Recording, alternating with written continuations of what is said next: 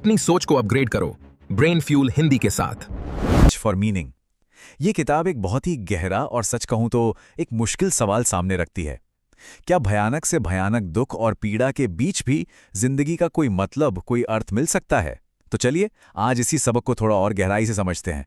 ये जो बात है ना, ये मनोचिकित्सक विक्टर फ्रैंकल के लिए सिर्फ एक कहावत नहीं थी।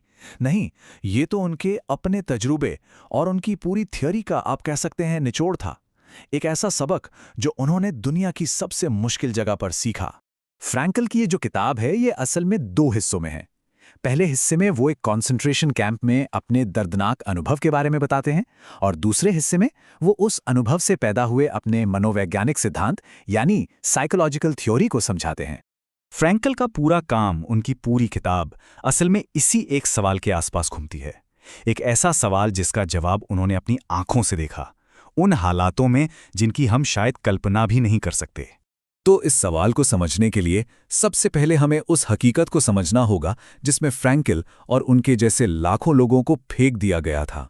सोचिए, वो ट्रेन से उतरते हैं और स्टेशन के साइनबोर्ड पर सिर्फ एक नाम लिखा देखते हैं, ऑश्विट्स। बस ये एक नाम ही काफी था उनके मन में सुरक्षा के हर वहम को तोड़ने के लिए, क्योंकि ये नाम हर उस चीज का प्रतीक बन चुका था जो भयानक थी। वहां एक सिस्टमैटिक तरीके से लोगों को इंसान से बस एक चीज में बदला जा रहा था। उनके कागजात, उनका सामान, उनकी पहचान, मतलब सब कुछ छीन लिया गया। हर इंसान को उसकी पहचान से जुदा करके सिर्फ एक नंबर बना दिया गया। एक ऐसा नंबर जिसे उनकी चमड़ी पर गोद दिया जाता था और उनके कपड़ों पर सिल दिया जाता था। ये विक्टर फ्रैंकल का नंबर था।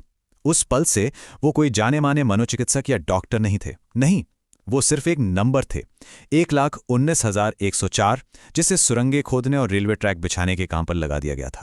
फ्रैंकल ने वहां एक बहुत ही कड़वी सच्चाई देखी। उन्होंने देखा कि जो लोग बचकर वापस आए वे हमेशा सबसे अच्छे लोग नहीं थे। कई बार जिंदा रहने का मतलब होता था अपने सारे उसूलों को भूल जाना, बस किसी तरह एक और दिन जी लेने के लिए। लेकिन इस नर्क जैसे माहौल में भी फ्रैंकल के अंदर का मनोचिकित्सक जिंदा था। वो लगातार लोगों को देख रहे थे, उन्हें समझने की कोशिश कर रहे थे, और उन्होंने कैदियों के बीच एक बहुत ही जरूरी फर्क महसूस किया। उन्होंने एक अजीब चीज नोटिस की। देखिए, उस वक्त सिगरेट एक तरह की करेंसी हुआ करती थी, जिसके बदले में जिंदगी बचाने वाला सूप मिल सकता था। तो जब कोई कैदी अपनी सिगरेट खुद पीने लगता तो ये एक इशारा होता था, एक साफ इशारा कि अब उस इंसान ने जीने की उम्मीद छोड़ दी है। और यहीं इसी माहौल में फ्रैंकल को अपनी सबसे बड़ी सीख मिली। उन्हें समझ आया कि बाहरी हालात आपसे आपका सब कुछ छीन सकते हैं, आपका घर, आपके अपने, आपकी पहचान, सब कुछ, सिवाय एक चीज के, और वो है ये चुनने की आज़ादी कि आप उन हालातों का सामना कैसे करेंगे, आपका रवैया क्या होगा।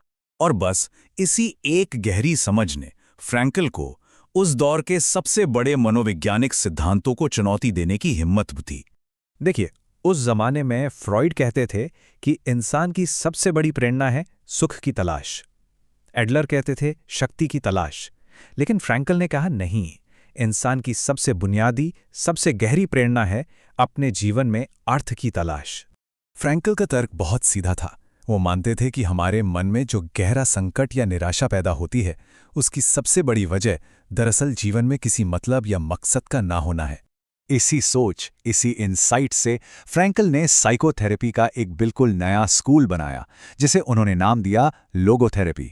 अगर आसान शब्दों में कहूं तो ये एक ऐसी थेरेपी है जिसका मकसद आत्मा का इलाज करना है। और इलाज का तरीका क्या है? तरीका है उसे अपने जीवन का अर्थ खोजने में मदद करना। उन्होंने एक बहुत दिलचस्प कॉन्सेप्ट दिया, ट्रैजिक ऑप्टिमिज्म का। इसका मतलब है कि जब दुख, अपराधबोध या मौत जैसी चीजों को टाला ना जा सके, तब भी इंसान उनमें कोई अर्थ खोजकर उम्मीद बनाए रख सकता है। और यह भी बहुत कमाल की बात है, जब कोई इंसान अपने जीवन का अर्थ नहीं ढूंढ पाता तो उसे एक बेचैनी होती है, जिसे फ्रैंकल ने एग्जिस्टेंशियल फ्रस्ट्रेशन कहा। लेकिन उन्होंने इसे बीमारी नहीं माना, बल्कि इसे एक मौका माना, आगे बढ़ने का, एक नया मकसद खोजने का। फ्रैंकल के हिसाब से कोई भी इंसान 3 मुख्य तरीकों से अपनी जिंदगी में अर्थ ढूंढ सकता है। पहला, कोई काम करके, कुछ बनाकर। दूसरा, किसी चीज को गहराई से महसूस करके या किसी इंसान से प्यार करके। और तीसरा, और शायद सबसे गहरा, उस दुख या पीड़ा के प्रति अपना नजरिया चुनकर जिसे टाला नहीं जा सकता। फ्रैंकल का ये सिद्धांत, जो ऑश्विट्ज की आग में तपकर निकला था, आज भी जिंदा है। और सच तो यह है कि आज के दौर में ये शायद पहले से भी ज्यादा जरूरी हो गया है। आज इसके सिद्धांतों का इस्तेमाल बहुत सी जगहों पर होता है। ट्रॉमा से गुजरे लोगों की मदद करने में, गंभीर रूप से बीमार लोगों की देखभाल में, और यहाँ तक कि एंग्जाइटी और डिप्रेशन से जूझ रहे लोगों को एक मकसद देने में भी। तो अंत में फ्रैंकल का जो सबसे ताकतवर संदेश है वो यही है। हो सकता है कि हमारे हाथ में ये ना हो कि हमारे साथ क्या होता है, लेकिन हमारे हाथ में ये हमेशा होता है कि हम उन चीज़ों पर अपनी प्रतिक्रिया कैसे देते हैं, हम क्या महसूस करते हैं और क्या करते हैं। तो इसका मतलब यह है कि अर्थ की तलाश सिर्फ कोई फिलॉसफी की बात नहीं है। यह हम सबके लिए एक बहुत ही निजी, एक बहुत ही ज़रूरी सफ़र है।